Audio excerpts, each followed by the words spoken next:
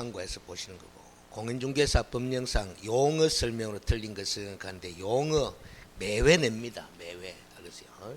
자, 그래서 우리 공인중개사법 제2조에 보면은 용어 정에 관한 규정이 나오는데, 중개라 하면 알겠어요? 중개업이라 하면, 공인중개사라 하면 공인중개사.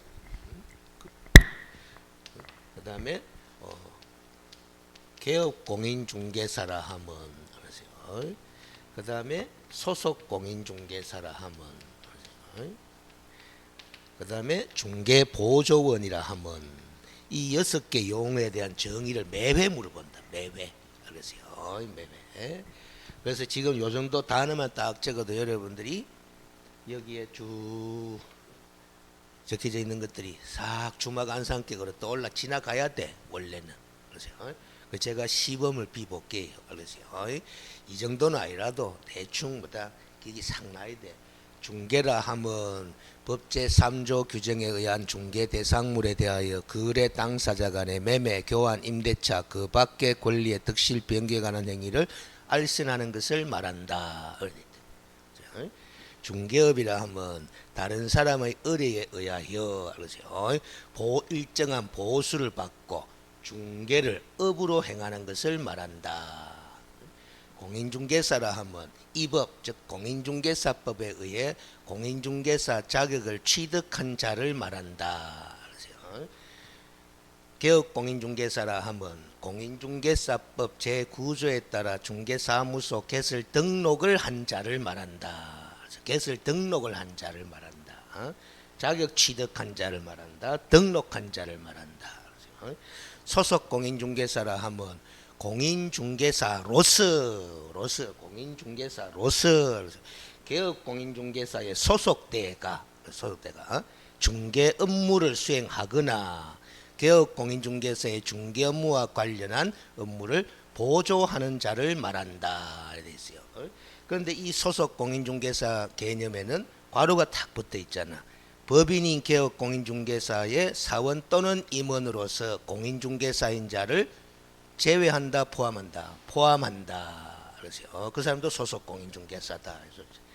중개보조원이라 하면 누가 아닌 자로서 공인중개사가 아닌 자로서 개업 공인중개사에게 소속대가 현장 안내 등 중개 업무와 관련한 단순한 업무를 보조하는 자를 말한다. 그러지 그래서 이 6개 용어 정의에 대해서는 매회 내는 기다 말이지. 제가 지금 쭉 읽은 거는 법조문을 그대로 읽은 거예요. 그래서 근데 그와 관련한 판례들도 그래서 수두룩하게 있지. 그래서 자, 그래서 해설로 바로 가봐요.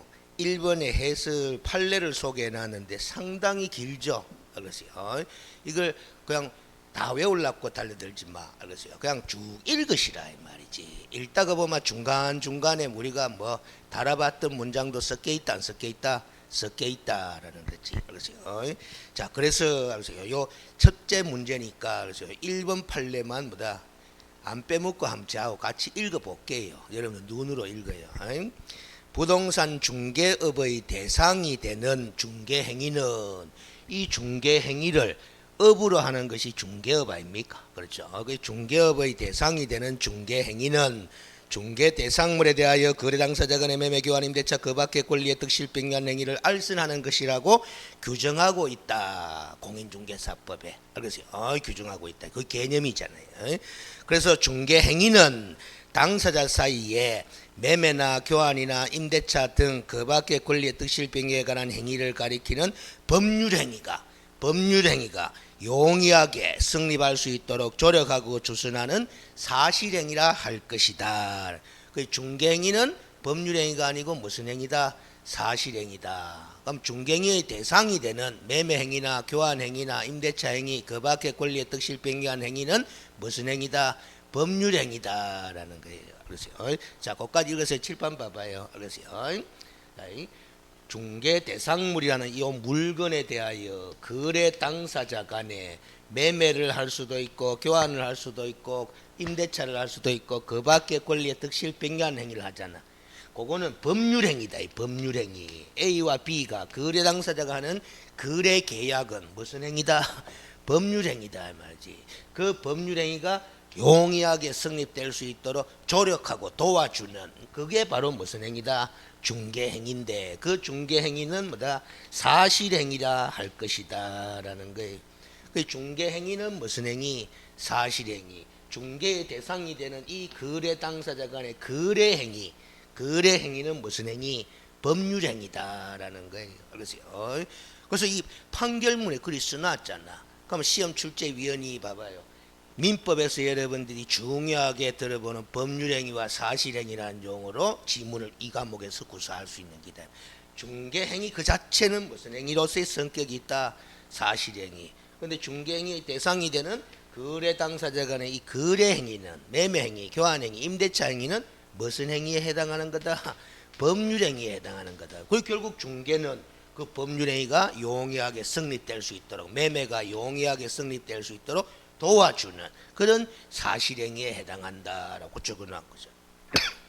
맞죠? 그러세요. 계속 읽어볼게요.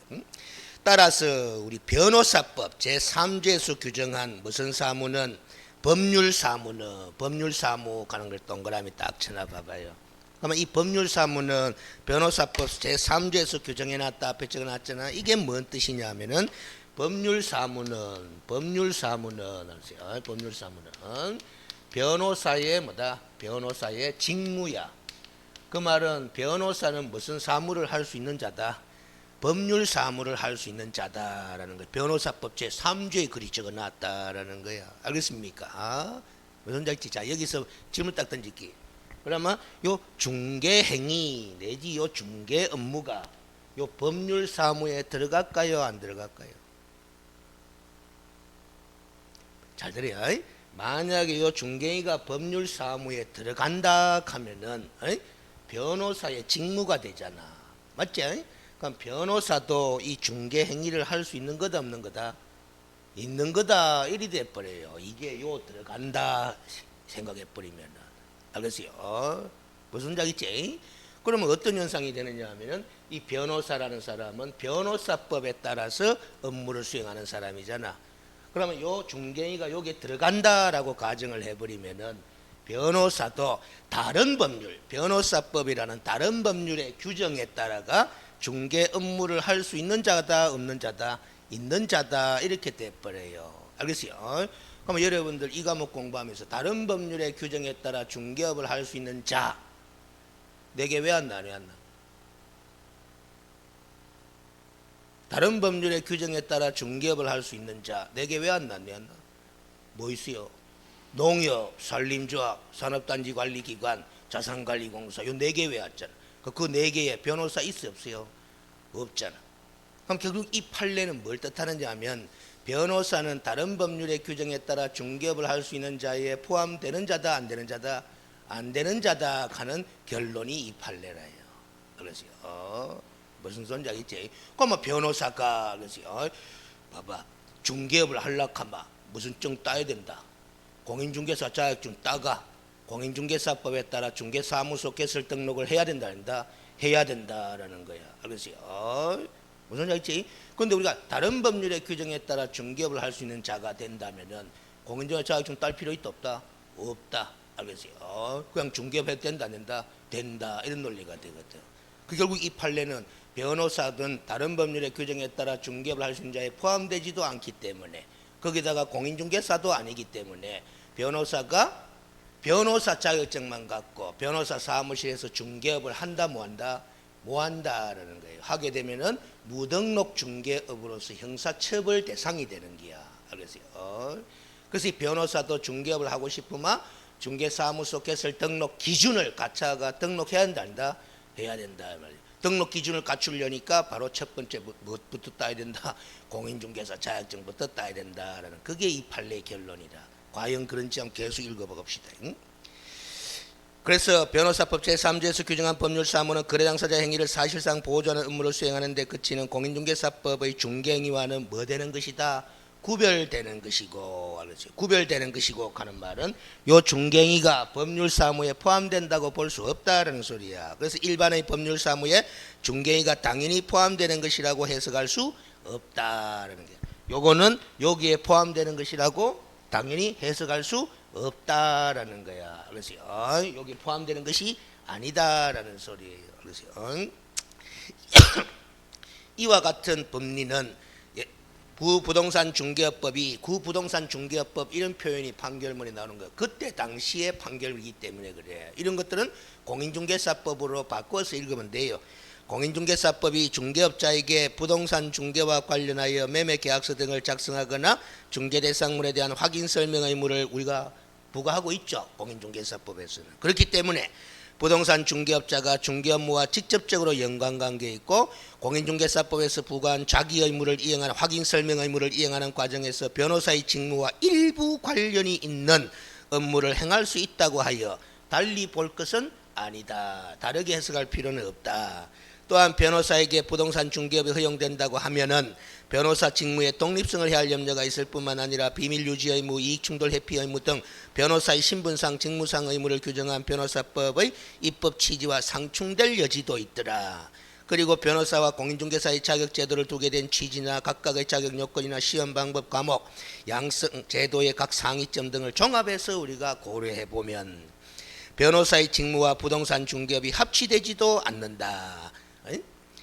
그렇다면 변호사의 직무에 부동산 중개가 당연히 포함된다고 해석할 수도 없고, 그래서 부동산 중개가 해석할 수도 없고, 변호사법에서 변호사의 직무가 공인중개사법 시행령 13조 단서 소정에 우리 공부했던 다른 법률의 규정에 따라 중개업을 할 수 있는 경우에 해당한다고 명시한 바도 없기 때문에 변호사는 결국 공인중개사법 시행령에서 규정하고 있는 등록 기준을 적용받지 않는다고 할 수 없다.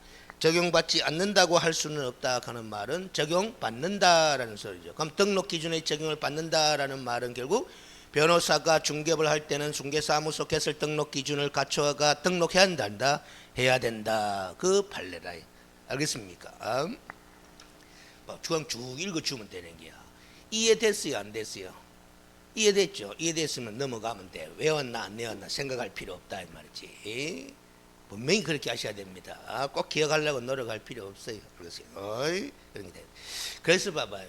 이 판례는 공부를 안 읽어봤는 사람이라 하더라도 다른 법률의 규정에 따라 중개업을 할 수 있는 경우에 변호사가 포함되지 않는다. 4개밖에 없다. 그것만 떠올려도 이해가 될 수 있는 판례라. 알겠어요? 됐습니까? 자, 그 다음 알겠어요? 동그라미 2번 판례를 봐봐요. 해설에 중개행위란 거래 쌍방 당사자로부터 중개를 받은 경우뿐만 아니라 일방 당사자의 의뢰에 의하여 거래 행위를 알선 중개하는 경우도 포함하는 것이다. 이 판례는 여러 번 출제됐던 판례라요. 그래서요. 쌍방이 나오고 일방이 나오죠. 자, 봐봐요. 그림 봐봐요. 이 중개행위란 거래 당사자잖아. 거래 당사자 쌍방으로부터 의뢰받아서 중개하는 경우 있겠지. 단독 중개 아닙니까? 그렇죠. 그런데 이 중개행위란 거래 당사자 일방으로부터만 의뢰받았다 이 말이지. 알겠어요? 이 사람한테는 의뢰받았다 안 받았다? 안 받았다. 그래도 이 개업 공인중개사가 중개행위 할 수 있는 거다 없는 거다? 있는 거다. 그 말은 결국 이 거래 당사자는 다른 개업 공인중개사한테 의뢰했을 수 있다 없다? 있다라는 거야. 무슨 말 있죠? 그 일방 당사자의 의뢰를 받아서 알선하는 것은 그것도 중개는 중개인데 무슨 중개의 형태가 되는 거다? 공동 중개의 형태가 되는 거다. 그래서 이 판례는 결국 중개행위란 단독 중개뿐만 아니라 무슨 중개도 있다. 공동 중개도 있다라는 의미의 판례다라는 소리예요. 알겠습니까? 여러분들 실제로 봐봐요. 실무로 가면은 이 개업 공인중개사가 양 당사자로부터 다 의뢰받아서 지 혼자 단독 중개하는 경우 흔하다 흔하지 않다. 흔하지 않다라는 거예요. 알겠습니까? 이쪽으로부터 의뢰받았든 아니면 이쪽으로부터 의뢰받았든 한쪽 당사자로부터 의뢰받아가 다른 거래 당사자를 발견해야 되는 거죠. 알겠어요? 발견하려다가 보면은 그 다른 당사자는 다른 중개 사무소에 의뢰되어 있는 경우가 대부분이라. 알겠어요? 그래서 다른 개업 공인중개사와 협력할 수밖에 없는 거다. 그게 공동중개잖아. 짝중개. 알겠습니까? 그래 되면 봐봐요. 중개 보수는 왜 되노? 우리가 중개 보수 공부할 때는 거래 당사자 쌍방으로부터 각각 받대 이런 말을 하잖아. 알겠어요? 그 양 당사자가 다 중개 보수를 줘야 될 사람이에요. 그런데 이 사람은 이 개업 공인중개사한테 의뢰했다 안 했다? 안 했다. 그러면 이 개업 공인중개사는 요 사람한테밖에 못 받는 거예요. 이 사람은 뭐다? 보수를 누구한테 줘야 된다? 요 줘야 되는 거지. 알겠어요? 어찌됐든 거래 당사자 쌍방이 다 보수를 부담하나 안 하나? 하잖아. 각각 부담한 거예요. 알겠습니까? 무슨 소리인지 알겠지? 그래서 그걸 또 연결시켜 봐봐요. 이 개업 공인중개사가 요 사람한테 중개보수를 받을 수 있는 법적 근거가 뭐냐? 요 의뢰받았기 때문에 하는 거야. 의뢰받았기 때문에. 이 사람한테 못 받잖아? 왜 못 받느냐? 의뢰를 안 받았기 때문에 못 받는 거예요. 그럼 자, 중개보수는 누구로부터 받는다? 중개 의뢰인으로부터 받는다라는 거예요. 그래서 우리 공인중개사법 32조에 중개보수 규정도 가보면은 개업 공인중개사는 중개 의뢰인으로부터 소정의 보수를 받는다라는 게. 그럼 의뢰인이 아닌 자한테는 받는다 못 받는다? 못 받는다. 의뢰인이냐 아니냐는 중개 의뢰 받았느냐 안 받았냐가 관건이잖아. 그럼 중개 의뢰 받았다 하면 요 두 사람 사이에 무슨 계약이 존재하는 거다? 중개 계약 관계가 존재하는 거다라는 거예요. 알겠습니까? 거기 일반 중개 계약이든 뭐 전속 중개 계약이든 이해돼요? 알겠어요? 자, 그러면 봐봐요. 여러분들 공부했던 일반 중개 계약 공부했잖아? 전속 중개 계약 공부했잖아? 그러면 일반 중개 계약 서식도 있죠? 전속 중개 계약 서식도 있죠? 그런데 그때 봐봐요. 일반 중개 계약서는 권장 서식이고 전속 중개 계약서는 뭐다? 의무 사용 서식이잖아. 알겠어요? 의무 사용이든 권장 서식이든 일반 중개계약서, 전속 중개계약서 서식이 정해져 있잖아. 그 서식 안에 중개 보수에 관한 내용이 기재될까 안 될까? 당연히 기재되는 거예요. 알겠어요? 중개 보수는 누구로부터 받기 때문에 중개 의뢰인으로부터 받기 때문에 의뢰인이냐 아니냐는 무슨 계약이 존재하느냐 안 하느냐, 중개 계약이 존재하느냐 안 하느냐. 그게 근거가 되기 때문에 그게 중개계약의 내용으로 중개계약의 내용은 서식에 담겨져 있는 거잖아. 그러니까 일반 중개계약서, 전속 중개계약서 서식 안에는 당연히 무엇이 기재될 수밖에 없다? 중개 보수에 관해서 기재될 수밖에 없는 기다라는 소리예요. 알겠습니까? 그걸 뭐 또 외우려고 하는 말이야. 그래서 서식 보고 또 이게 기재되고 있구나 또 외우려고 한다. 연결이 그리 되는 거예요. 그래서 자, 그 다음 3번 판례도 봐봐요. 알선 중개를 업으로 했느냐 안 했느냐 여부 해놨어요. 알선 중개를 업으로 했느냐 안 했느냐 여부. 이 판례도 시험에 여러 번 출제됐는데 알겠어요. 또 출제될 수도 있는 거지. 자, 칠판 봐봐요. 중개라는 두 글자와 중개업이라는 세 글자는 개념이 같다 다르다? 다르다라는 거죠. 알겠어요? 그러면 이 판례는 알선 중개를 업으로 했느냐 안 했느냐 여부는 어떻게 판단하느냐 그 판결이야. 알겠어요? 이게 왜 중요할 수밖에 없느냐. 잘 들어요. 중개사무소 개설 등록 개설 등록은 알았어요? 중개 행위를 하고자 할 때 등록하는 거예요. 중개업을 하고자 할 때 등록하는 거예요.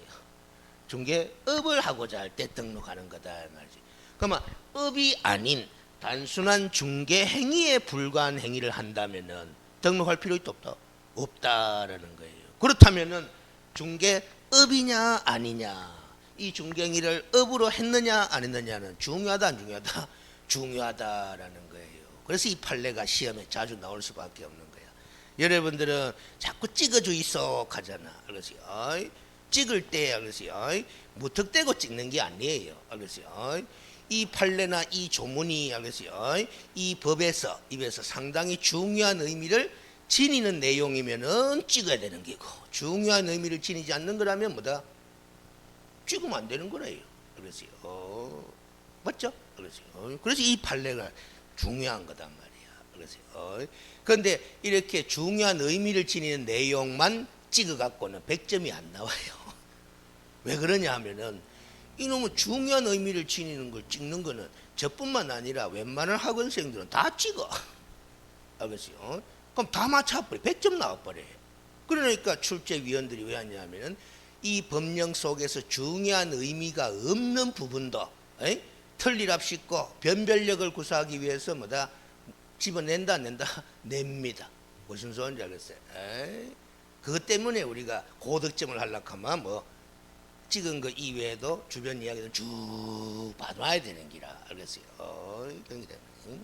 막말로 봐봐요. 막말로 사무실 내에 보기 쉬운 곳에 게시해야 될 서명하는 거 시험 문제 몇 차례 나왔죠? 알겠어요? 그건 뭐 이 법령 내에서 큰 중요한 의미가 있다 없다? 없어요. 알겠어요? 실무에 종사하는 사람들도 우리 공인중개사법에는 의무적으로 사무실 내에 걸어놔야 될 서면을 정해두고 있다. 그거 꼭 그래야 된다. 그 정도 알면 되지. 뭐 그래야 되는지는 법조문 들다 보면 다 적어놨다 안 적어놨다 이 말이야. 그런데 시험 문제는 왜 알아라는 식으로 뭐다 문제를 내잖아요. 그게 상당히 불편한 내용이야. 그래서 하기 싫은 공부가 된단 말이에요. 그래서 왜 왔나 안 외웠나 이걸 테스트하고 앉았다 이 말이에요. 그래서 자세를 그리 가져야 돼. 그래서 그래도 우리는 일단 최소한 60점 이상을 뭐 기준으로 찍어보자라는 소리예요. 그래서 나머지는 여러분들의 몫이고. 자, 그래서 읽어볼까요? 알선 중개를 의뢰했는지 여부는 알선 중개의 반복, 계속성, 영업성 등의 유무와 그 행위의 목적이나 규모, 횟수, 기간, 태양 등 여러 사정을 종합적으로 고려하여 사회 통념에 따라 판단한다. 그래서 어느 한 가지 사실만 가지고 판단하지 말고 여러 가지 사정을 종합적으로 판단해라라는 거예요. 그래서 우연한 기회, 우연한 글자 동그라미 딱 쳐요. 그게 핵심 단어잖아. 우연한 기회에 단 1회 건물 전세 계약의 중개를 하고 수수료를 받은 사실만으로는 업으로 했다고 볼 수 있다 없다? 없다. 그래서요. 즉 반복 계속성이 있다 없다? 없다라는 거예요. 그래서요. 아무리 보수를 받았다고는 하지만은 뭐다 앞으로 계속 반복할 의사를 가지고 한 것은 아니지 않느냐. 그래서 전체적으로 판단해 보면 이런 행위를 업이라고 볼 수는 없다. 그래서요. 여러 가지 사정을 종합적으로 고려해서 사회통념적인 판단해 볼 때 이런 정도의 행위를 업이라고 볼 수는 없다라는 거예요. 알겠습니까? 그러면 이 사람은 이 판결을 받은 피고는 등록했었다 안 했었다? 안 했었다. 그런데 업이 아니잖아. 그럼 무등록 중개를 했을 뿐이지 무등록 중개업을 한 것은 아니다. 그래서 무죄 판결 나온 거예요. 알겠어요? 무등록 중개업은 3년짜리 형사처벌 대상 아이가 무죄 판결 나온 거다. 알겠어요? 그래서 또 이걸 시험 지문 낼 때 바꿔볼까? 자, 봐봐요. 이렇게 낼지도 또 몰라. 무등록 중개와 알겠어요? 무등록 중개업은 같은 개념이다. 구별되는 개념이다. 구별된다라는 거예요. 이게 시험 지문이 될 수 있는. 무등록 중개와 무등록 중개업은 구별된다. OX, O 이렇게 된단 말이에요. 알았어요? 무등록 중개는 이거잖아. 등록 안 한 상태에서 중개만 했을 뿐이다 이 말이지. 알겠어요? 처벌 대상이다 아니다? 아니잖아. 근데 무등록 중개업은 3년짜리 형사처벌 대상이잖아. 같은 게 아니다 이 말이야. 구별되는 기다 이 말. 알겠습니까? 지문 표현을 어떻게 낼지는 제가 못 찍어요. 알겠어요? 이런 내용들을 활용해가 그 출제위원들이 지문을 구사하는 거지. 알겠어요? 문제를 찍는다 하는 것은 어불성설이야.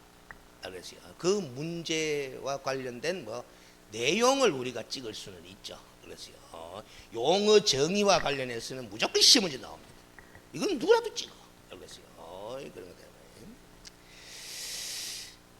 자, 그 다음 4번 더 봐봐요. 공인중개사법에 의한 자격을 취득한 자를 말한다. 그게 누구라요? 공인중개사법에 의한 자격을 취득한 자가 바로 누구라? 여기서 이 사람 아이가 이 사람 알겠어요? 이 사람 공인중개사 아이가. 그럼 공인중개사라 하면 공인중개사법에 의한 자격을 취득한 자를 말한다. 오 이래 된다. 자격만 취득하면 뭐다? 공인중개사다라는 거죠. 알겠어요? 공인중개사가 아닌 자는 자격을 취득하지 아니한 자는 공인중개사 또는 이와 유사한 명칭을 사용하지 못한다 하는 것도 연결이 되는 거야. 알겠습니까? 그러면 봐봐요. 제가 공인중개사 자격을 취득한 공인중개사야. 알겠어요? 공인중개사야. 공인중개사인데 아직 등록했다 안 했다? 안 했다. 소속됐다 안 됐다? 안 됐다. 그러나 공인중개사는 맞죠? 알겠어요? 그럼 제 명함에 공인중개사 명칭 사용해도 된다 안 된다? 된다라는 소리예요. 알겠습니까? 이 사람도 자신의 명함에 공인중개사 명칭 사용해도 된다 안 된다? 된다. 공인중개사 맞잖아. 알겠어요? 그런 건데. 근데 이 사람은 하면 된다 안 된다? 안 된다라는 거야. 그래서 이 사람이 시험 지문 나올 수 있는 거예요. 중개보조원은 자신의 명함에 공인중개사와 유사한 명칭을 사용해서는 안 된다. OX. 오이 된다 이 말이지. 지문 만들려고 하면 얼마든지 만들어. 버터부터 지금 생각난다. 그러세요. 5번 봐봐요. 공인중개사가 아닌 자로서 개업공인중개사에 소속되어 중개대상물에 대한 현장 안내, 일반 서무 등 개업공인중개사의 중개 업무와 관련한 단순한 업무를 보조하는 자를 말한다. 그게 바로 누구다? 중개보조원이다. 그래서요. 이 문장 어디에도 중개 업무를 수행한다 하는 말이 있다 없다? 없어요. 그래서 이 사람은 중개보조원은 중개 업무를 수행한다 뭐한다? 뭐한다라는 소리예요. 알겠어요? 중개 업무를 수행 뭐한다라는 거야. 무슨 업무만 한다? 보조 업무만 한다라는 거야. 그렇지? 근데 자, 중개 보조원은 그렇게 중개 보조 업무를 수행하는 과정에서 의뢰인한테 자신이 중개 보조원임을 미리 알려야 된다, 안 알려야 된다? 알려야 된다라는 거야. 중개 보조원의 고지 의무 신설된 거 알겠어요? 오비 시험에 나옵니다. 알겠어요? 근데 그 고지를 하지 않았다. 중개보조원임을 고지하지 않았다. 알겠어요? 위반이다 위반이다? 위반이다라는 거야. 처벌을 또 시험 문제 물어요. 신설대행기라서. 알겠어요? 뭐예요? 500만 원 이하의 과태료 부과 대상이다. 알겠어요? 근데 더 알아야 되지. 누구도 함께 과태료 부과한다. 개업공인중개사한테도 함께 과태료 부과한다. 양벌 규정처럼. 그런데 개업공인중개사는 뭐다? 지가 잘못한 거 아니잖아. 지가 데리고 있는 중개보조원이 잘못한 거지.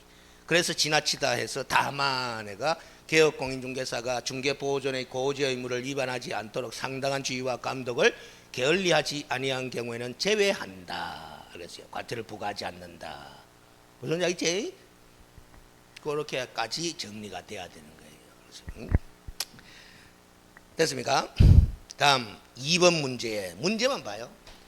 무슨 사유가 있는 자? 결격 사유 이겁니다. 자, 칠판 봅니다.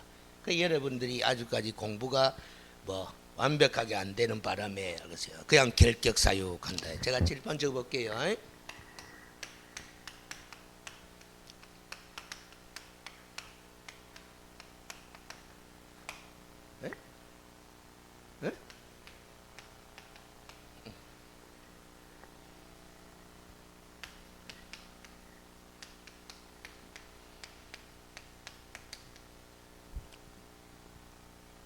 같은 말 다른 말 알겠어요? 다른 말 알겠어요?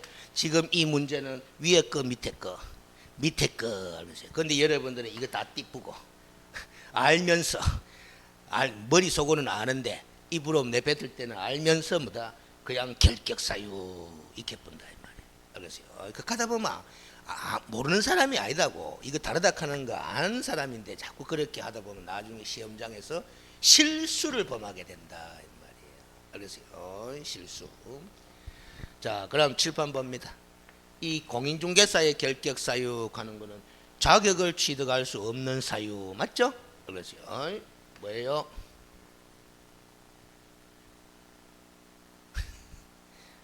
기억 말 못해도 좋습니다. 알겠어요? 제가 딱 적으면 맞다 이래야 되는데 문제는 아세요? 맞다라는 정도 수준만 해갖고는 또 실전에 들어가면 어떻게 되느냐 하면 첫째 시간이 오래 걸린다. 문제 풀 때. 둘째 알겠어요? 실수를 범할 가능성이 많다. 알겠어요? 이런 우려가 있어요. 적어주마. 아 맞다 야 다 알아. 알겠지? 그 공부의 수준이 그런 거다 여러분들. 알겠어요?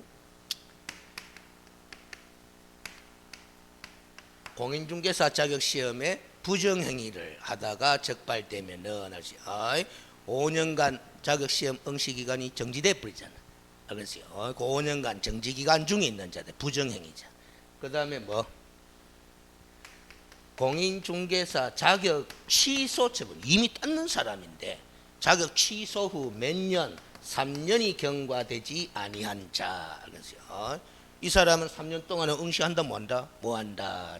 이 두 사람 빼고는 누구나가 다 응시 가능하다 불가능하다? 가능하다라는 소리예요. 알겠습니까? 여기에 미성년자 있나 없나? 없잖아. 피성년 후견인 피한정 후견인 있나 없나? 없잖아. 파산 선고를 받은 자 있나 없나? 없잖아. 그럼 그런 사람들도 다 자격시험에 응시할 수 있다 없다? 있다라는 소리예요. 그럼 자격증 딸 수 있다라는 소리야. 자, 그럼 등록의 결격 사유 몇 가지? 많다. 12가지. 알겠어요? 여기 이제 미성년자, 비성년 후견인, 피한정 후견인, 판산 선고를 받고 복권되지 아니한 자, 근고 이상의 형의 실형 선고를 받고 집행이 종료되거나 집행이 면제된 날로부터 3년이 경과되지 아니한 자, 근고 이상의 형의 집행유예 기간이 만료된 날로부터 2년이 경과되지 아니한 자. 그래서 2년 더 늘었죠. 그래서요. 그다음에 공인중개사 자격이 취소된 후 3년이 경과되지 아니한 자, 자격정지 기간 중에 있는 자, 업무 정지처를 받고 폐업 신고를 한 자로서 그 정지 기간이 경과되지 아니한 자. 그래서요. 업무 정지 처분 사유 당시 발생 당시에 법인의 사원 또는 임원이었던 자. 알겠어요? 임원이었던 자로서 그 정지기간 중에 있는 자. 알겠어요? 그리고 이 법에 위반하여 벌금은 300만 원 이상의 벌금형을 선고받고 3년이 경과되지 아니한 자.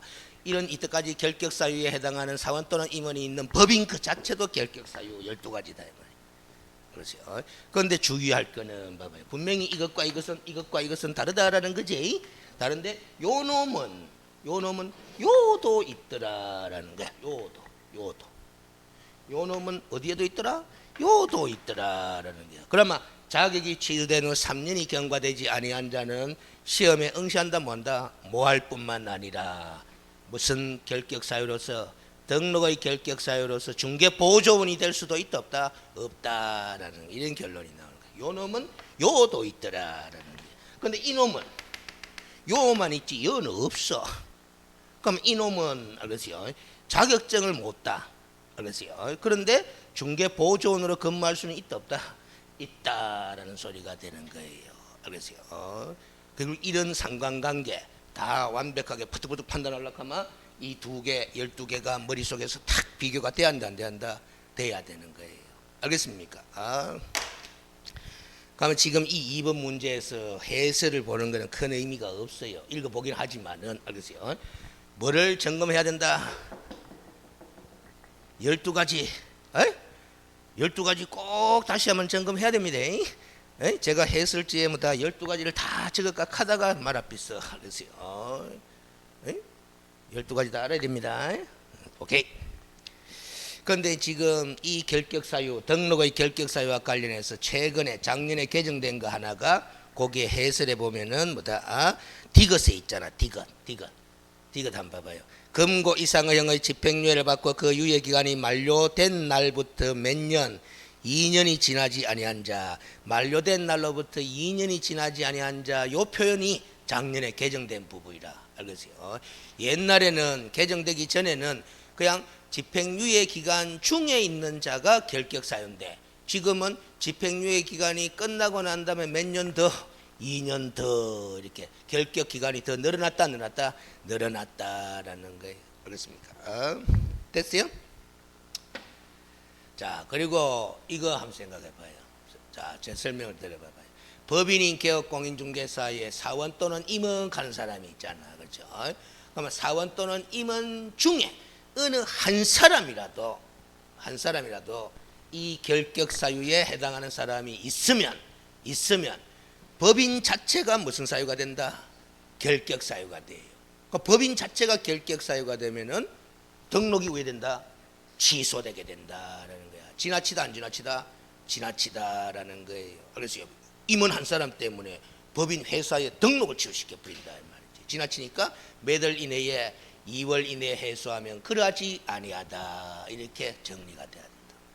그 임원 또는 사원 중에 한 사람이라도 결격 사유가 있는 그 법인도 결격자다라는 거. 거기 요 12번에 있다 이 말이야. 알겠어요? 오케이?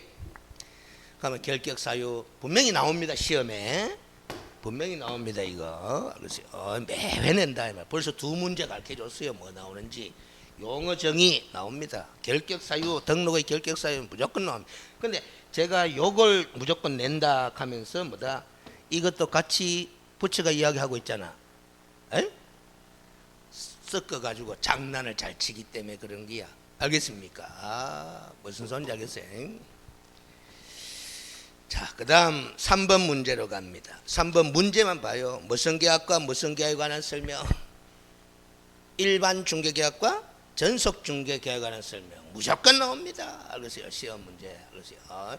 근데 이 문제는 일반과 전속을 같이 짬뽕시키는 문제잖아. 그렇게 낼 수도 있지만은 알겠어요? 따로따로 낼 수도 있어요. 알겠어요? 일반 따로, 전속 따로. 알겠습니까? 또 어떻게 낼 수도 있느냐 하면은 실무 문제랍시고 일반 중개계약서 서식 있지, 서식. 전속 중개계약서 서식 있지. 이 서식 갖고 문제를 구성할 수도 있어요. 어찌됐든 어떻게 내든 간에 다 일반 중개계약과 전속 중개에 관한 문제다 하는 거지. 꼭 나옵니다. 알겠어요? 꼭 나옵니다. 알겠어요? 그래서 해설로 가봐요. 그래서 해설로 가봐. 1번 봐봐요. 일반이든 전속이든 중개계약서 두 개가 있나 없나? 있잖아. 그 서식에는 개업공인중개사만 서명 또는 날인하며 또는을 동그라미 딱 쳐요. 알겠어요? 소속공인중개사의 서명 및 날인이든 서명 또는 날인이든 소속공인중개사의 서명 날인에 관한 근거는 있다 없다? 없다라는 거예요. 알겠어요? 서식에도 서명 및 날인하는 부분이 있다 없다? 없다라는 게 누구의 경우에는? 소속공인중개사의 경우에는. 자, 그러면 밑에 그림이 있잖아. 이 그림이 바로 일반 중개계약서에도 나오고 전속 중개계약서에도 나오는 그림이잖아. 맞죠? 알겠어요? 우리가 봐봐요. 일반 중개계약이든 전속 중개계약이든 당사자는 의뢰인과 개업공인중개사잖아. 그렇죠? 그래서 거기에 서명 날인하는 사람이 의뢰인과 개업공인중개사 둘이가 딱 나오잖아. 소속공인중개사 있다 없다? 없다라는 거야. 근데 개업공인중개사는 서명 및 날인이 아니라 뭐다? 또는이다라는 거죠. 또는 알겠어요? 또는입니다. 지금 서식이 무슨 서식이다? 일반 중개계약서, 전속 중개계약서. 그럼 물어보겠습니다. 개업공인중개사가 서명 및 날인해야 되는 서식은 뭐다? 확인설명서하고 뭐하고 거래계약서. 알겠습니까? 그리고 그 확인설명서와 거래계약서에는 누구도 같이 서명 및 날인하는 거다. 당해 중개행위를 수행한 소속공인중개사도 함께 서명 및 날인하는 거다라는 거예요. 됐어요? 그렇죠?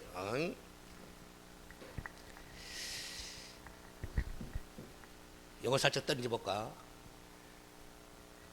부동산 매매 계약을 하겠어요. 부동산 매매 계약을 하겠어요. 개업공인중개사가 중개를 했어요. 그러면 실거래가 신고는 누가 합니까? 개업공인중개사가 하게 돼 있지. 그럼 개업공인중개사가 부동산 거래계약 신고서 하는 걸 작성한다, 한다?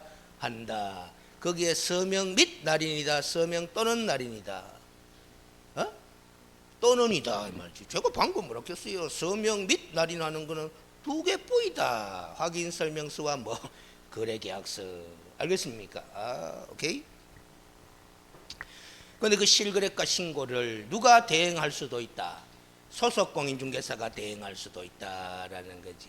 알겠어요? 그런데 주택임대차 계약신고 있잖아. 매매계약신고 말고 주택임대차 계약신고는 개업공인중개사가 주택임대차 계약을 중개를 했다 하더라도 개업공인중개사에게는 신고 의무가 있다 없다?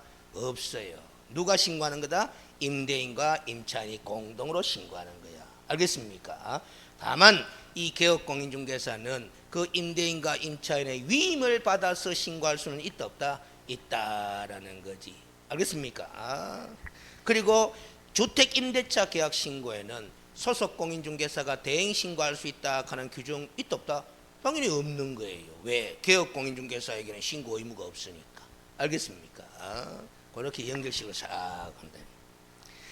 2번 지문 봐봐요. 서식을 딱 눈으로 보니까 기억이 오래 간다 안 간다? 가야 됩니다. 그래서 말로만 들을 때보다도 서식을 보니까 서명 또는 날이 안 돼 있나? 소속 공인중개사 나는 없지 않느냐 이 말이지. 그래서 2번 일반 중개계약의 경우에는 무슨 의무가 없다? 정보 공개 의무가 없다 적어놨잖아. 그러면 전속 중개계약의 경우는 정보 공개 의무가 있다라는 거잖아요. 그렇죠?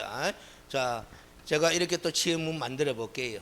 일반 중개계약을 체결한 개업공인중개사도 자신이 이용하는 부동산 거래 정보망에 정보를 공개할 수 있다. OX. 오라 오. 정보 공개 의무는 없어. 그런데 정보 공개할 수는 있다 없다? 있다. 알겠어요? 의무 없어도 하면 되는 거야.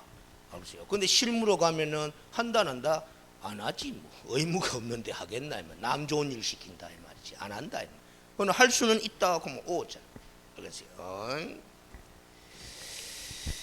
자, 계속 읽겠습니다. 개업공인중개사는 전속중개계약을 체결한 때는 부동산 거래정보망 또는 일간신문에 중개대상물에 관한 정보를 공개하여야 한다. 무슨 중개계약? 전속중개계약. 다만 의뢰인이 비공개를 요청한 경우에는 이를 공개서는 된다 안 된다? 안 된다. 얼마나 자주 나오는 거예요. 그래서 만약에 비공개를 요청했는데도 불구하고 개업공인중개사가 정보를 공개하면 위반이지? 위반이면 무슨 취소 사유다, 상대적 등록 취소 사유다 하는 것까지도 여러 차례 물었어요. 알겠어요? 뭘 물을지 모르기 때문에 다 적어 놓은 거야. 알겠어요? 그 다음 3번에 개업공인중개사는 중개업인에게 2주일에 1회 이상 중개업무 처리 사항을 문서로서 통지하여야 한다. 알겠어요? 여기까지 읽었어요. 여기까지 읽었어요. 관련은 조금 이따 설명하고. 알겠어요? 중요한 건 아닙니다. 네. 이것도 2주일에 1회 이상 업무 처리 사항을 문서로서 통지해야 되는 이 의무도 누구의 의무다? 전속 중개계약을 체결한 개업공인중개사의 의무다. 일반 중개계약을 체결한 개업공인중개사는 이런 의무가 있다 없다? 없다. 그랬어요. 됐어요? 그런데 이 2주일에 1회 이상 업무 처리 사항을 문서로서 통지해라 하는 것은 법 규정은 있다는 거예요, 없다는 거예요? 없고 어디에 기재되어 있을 뿐이다. 전속중개계약서라는 서식에 기재되어 있을 뿐이다라는 거예요. 알겠어요? 근데 서식에 기재되어 있어도 법이다 법 아니다? 법이다라는 게야. 왜 그러냐? 여러분들이 알고 있는 그 서식이라는 게 공인중개사법 시행규칙에 다 수록되어 있거든. 알겠어요? 시행규칙. 국토교통부령이 공인중개사법 시행규칙에 다 수록되어 있거든. 그 서식도 법이다 법 아니다? 법이다라는 거예요. 그 서식도 함부로 막 바꾸면 된다 안 된다? 안 된다. 그래서 시험도 서식도 출제 대상이다 아니다? 대상이다라는 거예요. 시행규칙의 내용을 묻는 문제가 되는 거예요. 알겠어요? 그런데 이 문서로서 2주일 이상 업무 처리 사항을 통지해야 될 이 의무를 위반했을 때 제재 규정은 있다 없다? 없더라라는 거예요. 알겠어요? 제재 규정 없어. 제재 규정 없어. 명시적인 제재 규정이 없다라는 거예요. 알겠어요? 그런데 통지 안 하면 위반이가 위반 아이가? 위반이잖아. 근데 명시적인 제재 규정이 없어요. 처벌한다 뭐 한다? 처벌 뭐 하는 게 맞겠죠? 그런데 안전장치를 만들어 놨어. 그렇죠. 우리 공인중개사법 39조에 가면 업무정지처분에 관한 규정이 나오는데 업무정지처분 사유가 14가지나 주르륵 적어놨는데 마지막 14번이 뭐라고 적혀져 있느냐? 이렇게 적혀져 있어요. 그 밖에 이 법에 의한 명령이나 처분에 위반한 경우라는 거야. 그렇죠. 그러면 업무 처리 사항을 2주일에 1회 이상 문서로서 통지해 줄 의무가 서식에 있는데 그렇죠. 그걸 이행하지 않았다면 그 밖에 이 법에 의한 명령이나 처분에 위반했다 안 했다? 했다. 거기에 해당되는 케이스로서 무슨 정지가 가능하다? 업무 정지가 가능하다라는 거예요. 알겠습니까? 이거 안 나올 것 같아요. 이 내용 갖고는 안 물었어요. 근데 이거 갖고 물은 적이 있어요. 자, 물어보겠습니다. 여러분들 개업공인중개사가 소속 공인중개사나 중개보호전을 고용하게 되면 고용신고해야 되나 안 되나? 해야 되지. 고용관계가 종료되면 고용관계 종료 신고해야 되죠. 신고 안 하면 위반이잖아. 명시적인 제재 규정이 있다 없다? 없어요. 고용신고 안 했을 경우에 제재 규정이 없어요. 마찬가지 무슨 정지가 가능하다? 업무 정지가 가능하다라는 그게 시험 문제에 나왔어요. 그러니까 결국 그때 물은 의도는 그 밖에 이 법 또는 이 부한 명령이나 처분에 위반한 경우에 해당되는 케이스를 이해하고 있느냐 뭐 하고 있냐를 물은 의도잖아. 그래? 됐죠? 그 다음 해설 4번에 시험 여러 번 나왔던 거잖아. 국토교통부 장관은 일반 중개계약의 표준이 되는 서식을 정하여 그 사용을 뭐 할 수 있다? 권장할 수 있다는 거. 그 별지 14호 서식 해놨잖아. 무슨 중개계약서? 일반 중개계약서. 그래서 제가 또 한 번 설명합니다. 자, 7번 봅니다. 이 단어의 뜻을 갖다가 오해하지 말아라라는 거지. 알겠습니까? 이 단어는 서식이 법에 정해져 있다 안 정해져 있다? 정해져 있다라는 거예요. 그러면 14호 서식인 일반 중개계약서 정해져 있나 안 정해져 있나? 정해져 있잖아. 15호 서식 전속 중개계약서 정해져 있나 안 정해져 있나? 정해져 있잖아. 그럼 둘 다 일반 중개계약서든 전속 중개계약서든 법정 서식 맞다 안 맞다? 맞다. 알겠어요? 맞는데 알겠어요? 14호 15 둘 다 법정 서식 맞는데 14호 서식은 무슨 서식에 불과하다? 권장 서식에 불과하다라는 거예요. 그렇죠? 그런데 15호 전속 중개계약서는 무슨 서식이다? 의무적으로 사용해야 되는 서식이다라는 거예요. 두 서식 다 법에 정해놨지만 성격이 같다 다르다? 다르다라는 거잖아요. 그렇죠? 여러 번 물었습니다. 여러 번. 그렇죠? 그러면 봐봐요. 이 14호 서식은 권장 서식에 불과하기 때문에 자 지문 1이 만들어지는 거예요. 개업공인중개사가 의뢰인으로부터 일반 중개계약서의 작성 요청을 받고 작성합시다라고 요청할 수 있다고 했잖아. 요청을 받고 일반 중개계약서를 작성하지 아니한 경우에는 업무 정지를 받을 수 있다. OX. X 권장인데 뭐 알겠어요. 그런데 이 서식은 전속 중개계약을 체결한 개업공인중개사가 전속 중개계약서를 작성하지 아니한 경우에는 업무 정지를 받을 수 있다. OX. 업무 정지 사유거든. 그렇죠. 막 만들어 할 수 있는 거예요. 그렇죠. 그런데 시험 출제위원이 이렇게 직접적으로 잘 안 물어요. 일반 중개계약서는 권장 서식이고 전속 중개계약서는 의무 사용 서식이다. 오지? 그렇게 잘 안 물어. 알겠습니까? 그렇죠. 이거 작성 안 했을 때는 업무 정지를 받을 수 있다. X. 이거 작성 안 한 경우는 업무 정지를 받을 수 있다. O. 이런 식으로 묻게 되는 거지. 그렇죠.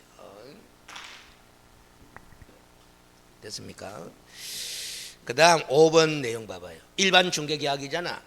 중개인은 의뢰 내용을 명확하게 하기 위하여 필요한 경우에는 개업공인중개사에게 다음 각호의 사항을 기재한 일반 중개계약서의 작성을 뭐 할 수 있다? 요청할 수 있다. 그렇죠. 요청해도 그만이고 안 해도 그만이고 요청받은 개업공인중개사가 응해도 되고 응하지 않아도 된다는 거잖아. 그렇죠? 그렇죠. 그러면 이제 만약에 자 응해가 일반 중개계약서를 이 서식을 사용해도 되고 이 서식 말고 빈백직권회가 일반 중개계약서 작성해도 된다 안 된다? 된다. 어떻게 하든 간에 일반 중개계약서를 작성할 때는 요 네 가지 사항을 꼭 기재해야 된다 안 된다? 해야 된다라는 거예요. 알겠어요? 자, 근데 아까 봐봐요. 이런 말 했지?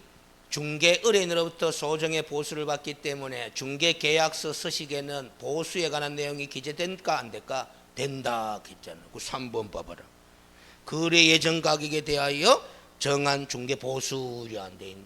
알겠어요? 이걸 뭐 굳이 외우려고 하노 이 말이지. 알겠어요?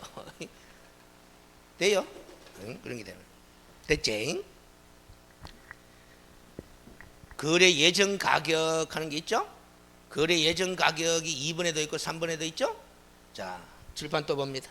우리 기출문제 스타일대로 또 주의를 한번 줍니다. 그렇지? 거래 예정 가격하는 6글자, 거래 가격하는 4글자, 같다 다르다 이래 적어놓고 이렇게 다른 거 확실히 알겠지. 다르다 하는 거 확실히 알겠지. 그런데 여러분은 실전에 들어가면 막 구별 못하는 거야. 실수해버린다 이 말이에요. 그러세요. 이렇게 딱 적어놓고 보니까 다르겠지 생각한다 이 말이에요. 근데 시험장에 딱 들어가고 뭐 이 2글자가 들어갔는지 떨어졌는지 눈에 잘 안 보여. 그러세요.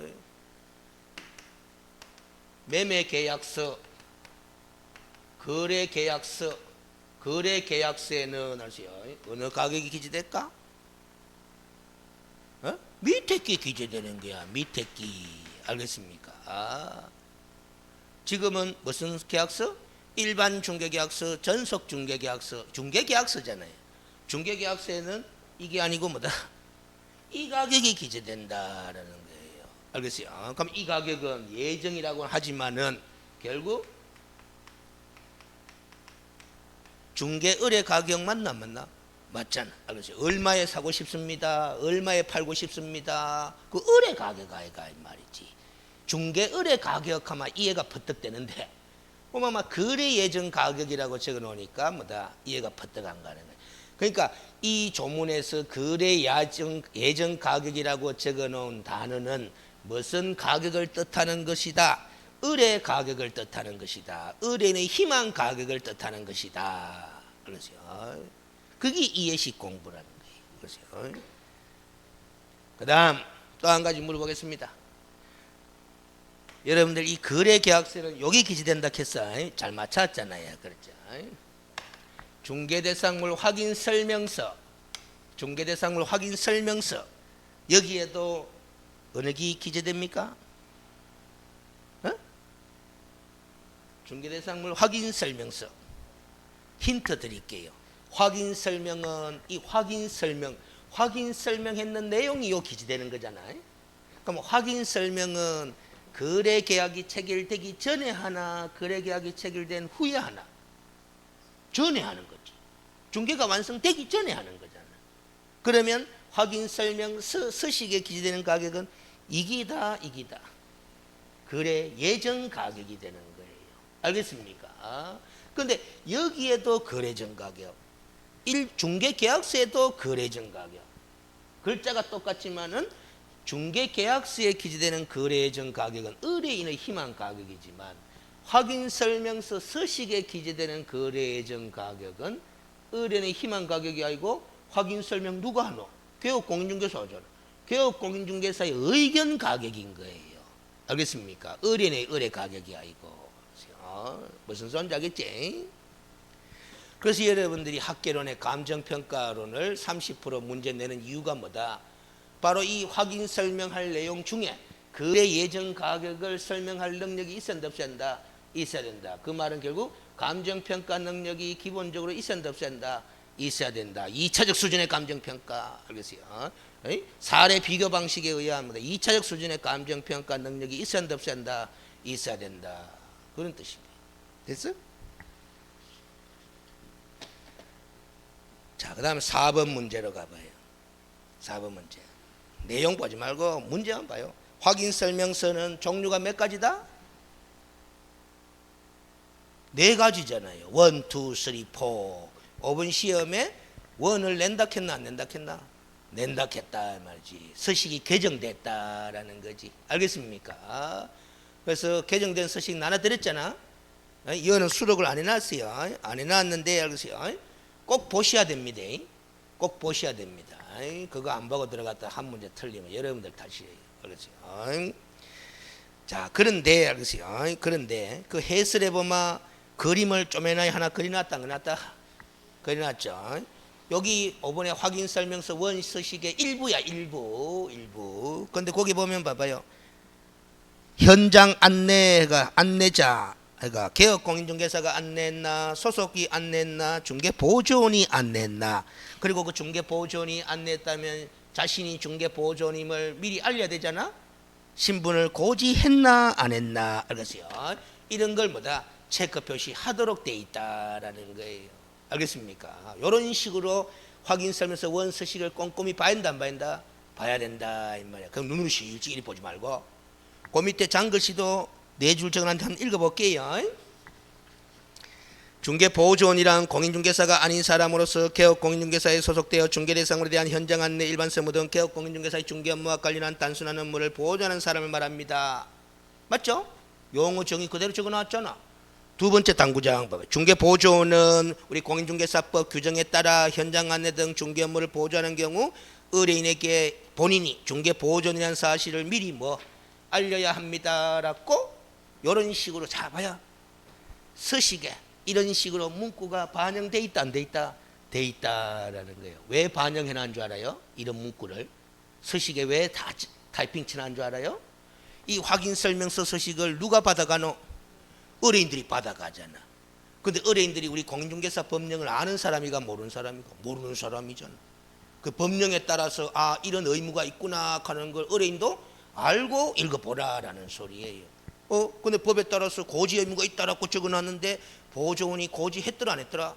안 했더라. 그러면 구청가가 찔러라라는 소리입니다. 알겠습니까? 아니면 현장에서 따지든지 당신이 중개보조원이가 아니가 물어보라는 소리예요. 알겠어요? 이해되죠? 그래서 지금 여러분들이 만약에 중개보조원으로 지금 근무한다 쳐봐요. 고지하고 싶나 안 하고 싶나? 안 하고 싶지 좀. 그렇지? 그래서 지금 우야하는 줄 알아요? 전국적으로 다 똑같이 시행은 안 하는데 시군구청 등록관청마다 좀 다른데 그래서 일부 등록관청 관할구역에서는 구청에서 명찰을 만들어야 돼. 신분증 같은 거. 그래가 앞면과 뒷면이 있는데 그래서 앞면에는 사진 갖다 붙입니다. 그렇죠? 그 뒷면에 보면 바코드가 나와요. 그래서 바코드를 고객인 의뢰인의 휴대폰에 있는 바코드 인식장치 있죠? 앱 있죠? 거기 탁 찍으면 이 사람이 그 구청에 등록관청인 구청에 중개보조원으로 고용신고된 사람인지 바로 떠버려. 무슨 소리인지 알죠? 그러니까 목걸이 차고 일하면 됩니다. 알겠어요? 모든 지역에서 다 시행하고 있지는 않아요. 지금 일부 지자체에서 하고 있습니다. 알겠어요? 됐습니까? 그래서 확인설명서 원서시 꼭 하셔야 되는데 문제를 다시 봅니다. 4번에 기본 확인사항이 아닌 것은 이리 물었죠? 기본 확인사항 동그라미 쳐요. 칠판 봅니다. 자, 확인설명서 1, 2, 3, 4 네 가지 서식은 모두 네 가지 서식은 모두 자 봐봐요. 1, 2, 3, 4 모두가 기본 확인사항, 세부 확인사항, 중개 보수에 관한 사항 이 세 가지 항목으로 구성이 되어 있다 이 말이지. 알겠습니까? 그 앞부분은 표지, 그 뒷부분은 서명 날인과 작성 방법에 관한 내용이 나오는 거예요. 그런데 기재되는 내용 부분은 다 이렇게 세 가지 항목으로 이루어져 있어. 1, 2, 3, 4가 기본 확인 사항을 적는 부분이 있고 세부 확인 사항, 그 다음에 중개 보수에 관한 사항을 적는 부분으로 이렇게 구분되어 있는데 시험 문제 여러 번 나왔어요. 기본 확인 사항에 속하는 거냐 세부 확인 사항에 속하는 거냐 가려봐라 하는 거. 이것까지는 당연히 가릴 거 없고 이건 중개 보수면 적으니까 기본 확인 사항이냐 세부 확인 사항이냐 말이지. 그러세요. 그럼 방금 우리가 현장 안내자에 관한 부분 봤죠? 현장 안내자에 관한 사항은 여기에 기재되는 사항이다. 여기에 기재되는 사항이다. 세부 확인 사항란에 기재되는 사항이다. 알겠어요? 응? 그래서 답이 4번이 답이 3번이에요. 알겠어요? 그러니까 제가 봐봐요. 공부를 어떻게 하시면 돼요? 확인 설명서 원서식을 딱 피놓고 어떤 식으로 기재되는구나 하는 걸 읽어볼 때 기본 확인 사항이냐 세부 확인 사항이냐 구별해 가면서 보시라라는 소리예요. 알겠습니까? 그래서요. 이 단어의 뜻은 제가 설명해 드릴게요. 그러면 이게 기본 확인 사항일지 세부 확인 사항일지 구별하기가 조금 더 수월해집니다. 그래서 기본 확인 사항은 개업공인중개사가 직접 조사 확인해가 설명할 사항이에요. 그렇죠. 그런데 세부 확인 사항은 개업공인중개사가 매도 의뢰인 등에게 자료 제출 요구해가 확인할 수도 있다 없다 있는 사항들은 다 세부 확인 사항으로 들어가요. 그리고 최근에 서식 개정됨에 따라서 바로 이 임대차에 관한 사항, 현장 안내자에 관한 사항이 전부 다 세부 확인 사항으로 다 들어가 있습니다. 그 확인 설명서 원서식을 꼭 보셔야 됩니다. 나옵니다. 그래서 원서식 나눠드린 거 꼭 보셔야 됩니다.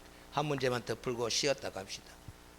다음 주까지 계속 할 거예요. 이 자료는 아까도 했다시피 50문제는 따로 더 드린다 이 말이지. 그건 집에 가서 또 보시고 그러세요. 아마 그 100문제 자료 내용 중에 상당 부분이 얻어 걸릴 수 있을 거라 그러세요. 그래서 딴 자료 보실 생각이면 남은 시간이 며칠 안 남았으니까 그래서 제가 나눠드린 이 50문제 자료 그다음 50문제 자료 그것만 보다 해설까지 쭉쭉 읽어보시라 이 말이지. 읽어보고 시험장에 들어가는 게 제일 상수에 딴 과목도 할 게 많은데 알았어요. 5번 문제 해봅니다. 중개보수 시험 문제 무조건 나옵니다. 알겠어요. 중개보수 알겠어요. 계산 문제로 나올 수도 있고 알겠어요. 법조문을 서술형으로 문제 물을 수도 있고 그렇습니다. 알겠어요. 또 판례를 갖다가 섞어가 문제 물을 수도 있고 모릅니다. 중개보수 제한에 관한 설명으로 옳은 것을 모두 골라라 해놨어요. 알겠어요. 옳은 거. 자, 근데 밑에 해설로 바로 내려갑니다. 해설. 알겠어요. 해설.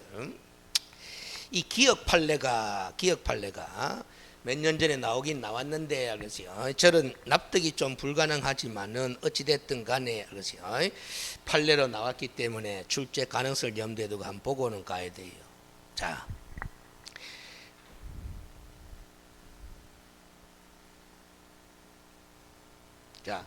봅니다. 공매 대상, 경매 말고, 경매 말고 공매. 공매 대상 부동산의 뭐다? 취득의 알선. 취득의 알선. 이 행위 개업공인중개사가 할 수 있는 거가 없는 거가? 할 수 있는 거죠. 겸업으로 할 수 있는 거잖아. 경매 부동산도 할 수 있는 거고 공매 대상 부동산 할 수 있는 거잖아. 그런데 이 공매 대상 부동산 취득의 알선 행위가 중개 행위예요, 중개행위가 아니에요? 중개행위가 아니다라는 거예요. 아니면은 알았어요. 중개 보수에 관한 규정이 적용된다 안 된다? 안 되지 않느냐? 이렇게 연결이 되거든. 그런데 이 판례는 알았어요. 요 공매 대상 부동산의 취득의 알선에 관한 보수, 이 보수는 중개 보수에 관한 규정이 적용된다 안 된다? 적용된다 하는 판례라요. 알겠어요? 무슨 소리인지 알겠죠? 제 개인적으로는 이 판례가 뭐다 좀 문제점이 있다라고 지적하고 싶은 판례인데 어찌됐든 간에 그거는 논문으로 이야기할 문제고 알겠어요? 다시 정확하게 외워. 공매 대상 부동산의 취득의 알선에 대한 보수는 우리 공인중개사법상의 중개 보수에 관한 규정이 적용된다 안 된다? 된다라는 거예요. 알겠습니까? 된다 말이에요. 그래서 한번 읽어볼게요. 읽어봅시다. 기억, 해설의 기억이 가봐요. 공인중개사의 매수인증 대리인 등록에 관한 규칙, 이 대법원 규칙입니다. 대법원 규칙 17조 1항 등에서는 경매 대상 부동산에 대한 권리 분석과 매수인증 대리에 대한 보수에 관하여 법정 한도를 정하고 있는데 취득의 알선에 대한 보수에 관해서는 아무런 규정을 두고 있지 않다. 취득의 알선, 알겠어요? 만일 경매 대상 부동산의 취득의 알선에 관하여 보수 제한 규정이 적용되지 않는다고 본다면 공인중개사가 취득의 알선에서 나아가 매수인증 대리까지 한 경우에는 법령상 보수 제한을 받는 것에 비해서 취득의 알선에 그치는 경우는 오히려 제한 없이 보수를 받을 수 있다는 부당한 결론에 이르게 된다. 따라서 부동산 중개 보수 제한에 관한 우리 공인중개사법의 여러 규정들은 즉 보수 제한 규정들은 경매 판례에서는 공매라고 표시하고 있지만은 경매 또는 공매 대상 부동산 취득의 알선에 대해서도 적용된다고 봄이 타당하다 이런 거예요. 알겠어요? 자, 지금 그 뭐 판례에서는 공매로 표시하고 있어 미리 되어 있는데, 자, 제 설명 들어요. 판사님이 이 판결문을 쓴 판사님이 알겠어요? 판결문 쓰면서 이게 제 생각인데 알겠어요? 경매하고 공매를 구별했다 뭐했다? 뭐했다라는 거예요. 그래서요. 뭐했다라는 게야. 그래서 우리가 대법원 규칙은 매수시 경매 부동산에 대한 매수인증 대리인 등록이잖아요. 그렇죠? 그러면 그 대법원 규칙에 보면은 매수인증 대리에 관한 보수 규정이 나와요. 알겠어요? 권리 분석에 관한 보수 규정이 나와요. 근데 취득의 알선에 대한 보수는 안 나온단 말이지. 알겠어요? 그러면 취득의 알선은 전혀 보수에 제한 없이 받는다고 보면은, 알겠어요? 취득의 알선을 넘어서서 매수신청 대리행위까지 하게 되면은 보수 제한을 받고, 매수신청 대리까지 안 나가고 취득 알선에 그치면 보수가 더 많아질 수 있다라는 부당한 결론에 이른다라는 소리야. 알겠어요? 그래서 이 취득의 알선도 아무리 경매 대상 부동산의 취득의 알선이라도 공인중개사법상의 중개보수에 관한 규정이 적용된다고 봐야 합리적인 결론에 이른다, 이런 뜻이야. 알겠어요? 근데 경매라고 시작해놓고 중간에 가다가 뭐라고 공매라고 자꾸 표현을 써놓는다 이 말이지. 그래서 이 판사님이 경매와 공매라는 표현을 뭐 구별 안 하고 막 혼용해서 써본 것 같아요. 근데 그거는 무시해보고 어찌됐든 자 들어요. 요거 결론만 하면 된다. 판례에 따르면 경매든 공매든 뭐 알선, 취득의 알선에 대해서는 무슨 보수 규정이 적용된다. 중개 보수에 대한 제한 규정들이 적용된다라는 거예요. 알겠습니까? 그럼 매수 신청 대리는 중개 보수 규정 말고 따로 있잖아. 알겠어요? 무슨 소리인지 알겠지? 근데 취득의 알선은 중개 보수에 관한 규정이 적용된다. 그런 판례가 있는 거예요. 알겠어요? 여러분들 교재도 없어.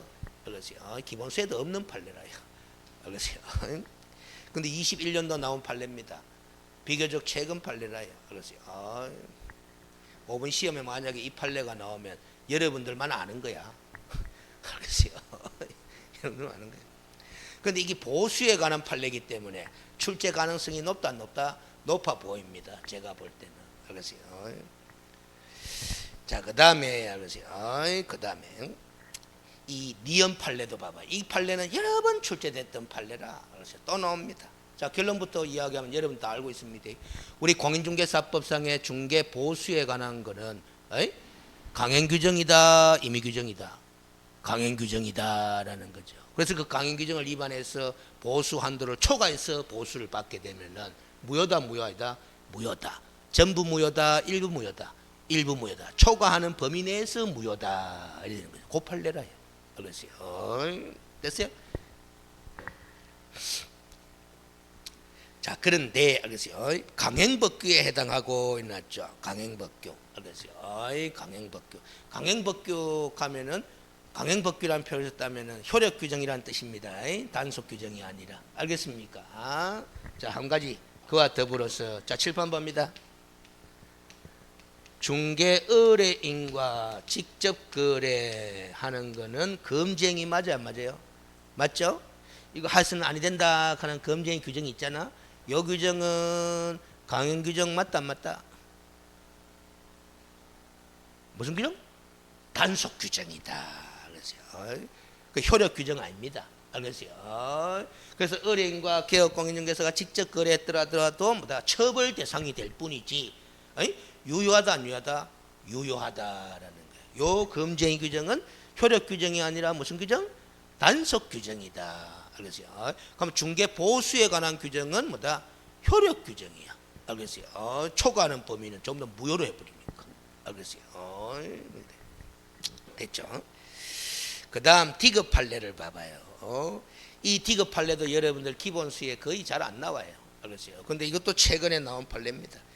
공인중개사가 중개대상물에 대한 계약이 완료되지 않을 경우에도 중개대상물에 대한 계약이 완료되지 않을 경우에도 알겠어요? 그 말을 읽었어요. 이 말이 무슨 소리냐? 7번 봐봐요.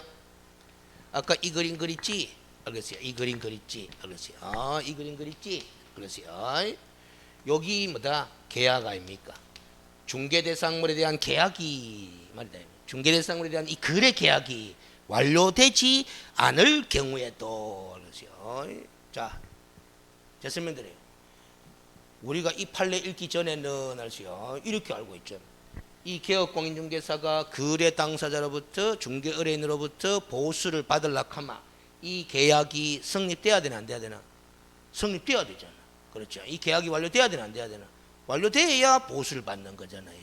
그런데 이 판례를 읽어보면 그 중개대상물에 대한 계약이 완료되지 않을 경우에도 중개행위에 상하는 보수를 지급하기로 약정할 수는 있다 없다? 있다라는 거예요. 알겠어요? 그러니까 이 개업공인중개사는 의뢰인과 중개보수에 관한 약정을 할 때 이 계약이 완료되지 않아도 중개인에 상하는 만큼의 보수를 지급하기로 서로 합의해서 약정할 수 있다 없다? 있다라는 게 계약제의 원칙에 따라서. 알겠어요? 그런데 아무리 이렇게 이 계약이 완료되지 않을 경우에도 보수 지급 약정을 할 수 있다고 하더라도 그 약정은 우리 법정 중개보수 한도 규정을 따라야 된다 안 따라야 된다? 따라야 된다라는 그 판례라요. 알겠습니까? 이 계약이 완료되지 않을 경우에도 보수 지급하기로 약정할 수는 있지만은 그 약정할 때는 법정 중개보수 한도 규정을 따라야 된다 안 따라야 된다? 따라야 된다라는 거예요. 그래서 계속 읽어볼까요? 이 경우 당사자의 약정에서 보수액을 산정하는 구체적인 기준을 정하지 않았으면 중개인의 경위, 중개사건 처리 경과 난이도, 중개에 들어간 기간과 노력의 정도, 의뢰인이 중개를 얻는 구체적 이익, 중개대상물의 가해, 그 밖에 변론에 나타난 여러 사정을 종합적으로 고려하여 보수를 정해야 하고, 이런 건 시험 지문거리가 못 됩니다. 약정에서 특정 보수액이 정해졌다면 신의성실의 원칙, 형평 원칙 등을 고려하여 합리적이라고 인정되는 범위 내의 보수만을 청구할 수 있다. 이러한 보수는 계약이 완료되었을 경우에 적용되었을 보수 제한에 관한 공인중개사법상의 규정을 따라야 한다 안 따라야 된다? 따라야 된다. 그 한도를 초과할 수는 없다고 보아야 한다라는 거예요. 알겠습니까? 2021년 판례잖아. 또 비교적 따끈한 판례다 이 말이에요. 여러분들 기본수에 찾아보기 드물어요. 그렇습니다. 됐어요? 이 판례도 마찬가지. 5번 시험에 나오면 뭐 여러분들만 아는 거야. 나올 가능성이 높은 판례라요. 그렇습니다. 다시 한번 이야기합니다. 요 계약이 완료되지 않을 경우에도 그렇죠. 중개 보수를 지급하기로 약정할 수 있다 없다? 있다. 그런데 이 약정할 때도 보수를 얼마를 지급하기로 약정해야 되느냐 하면 이게 완료되었을 때 적용될 보수 한도 규정이 있잖아. 그 한도 규정을 따라야 된다 안 따라야 된다? 따라야 된다. 준수해야 된다라는 소리야. 알겠습니까? 시험 지문은 뻔합니다. 이렇게 내는 거죠. 알겠어요? 의뢰인과 개업공인중개사는 알겠어요? 중개 대상이 되는 이 계약이 거래 계약이 완료되지 않을 경우에도 보수를 지급하기로 합의해서 약정할 수 있다 없다? 있다. 가만 오열이 된다 이 말이에요. 그렇게 낼 수도 있고. 알겠어요? 거래 계약이 완료되지 않을 경우에도 보수 지급 약정할 경우에는 법정 중개 보수 한도에 관한 규정을 준수하여야 한다. 가만 그것도 이런 식이 된다. 됐습니까? 그 다음 다 됐네. 봐봐. 5문제 달아봤어요. 그렇죠? 전부 다 중요한 것들 아이가. 그렇죠? 여러분들 그동안에 문제 달아봤으면 알겠지만 그렇죠? 잠시 쉬다가 또 한 6문제 더 풀고 그렇죠?